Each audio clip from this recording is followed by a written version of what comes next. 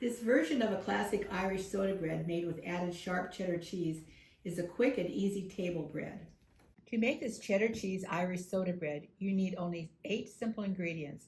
You'll need 2½ cups of flour, 1 teaspoon of salt, 1 teaspoon of baking soda, 2 teaspoons of baking powder.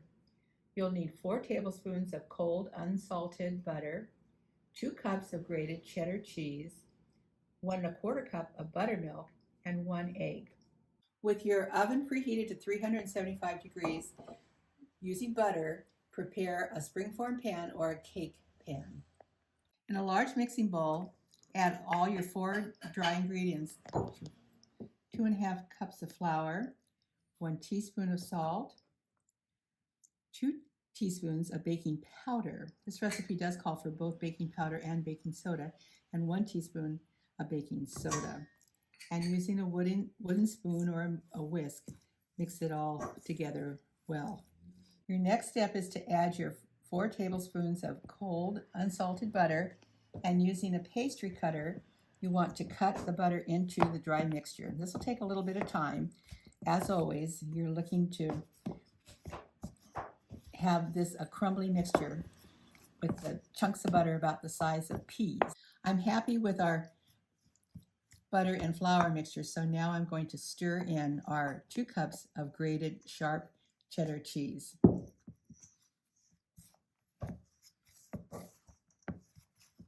Into a large bowl, I've beaten our egg, and now I'm adding the buttermilk to the egg, and I'll mix this well.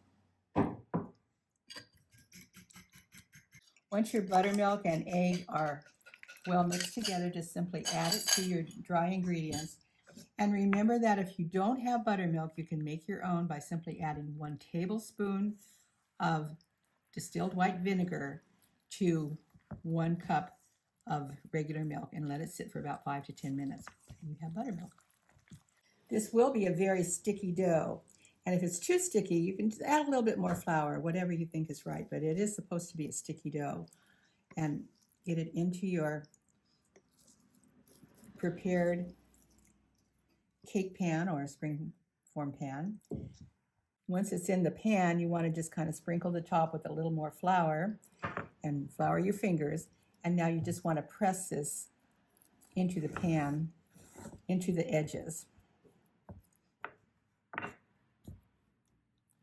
Should be using an 8 or a 10-inch pan. This is a 10-inch pan. And the final step, superstition requires that you cut a big X on the top of the bread before baking to let the fairies out and to protect your home from evil spirits. So don't forget this important step. Now into our preheated 375-degree oven for 40 to 45 minutes. This cheesy bread is a great addition to any meal. Serve it with a hearty soup or stew for a great St. Patrick's Day treat.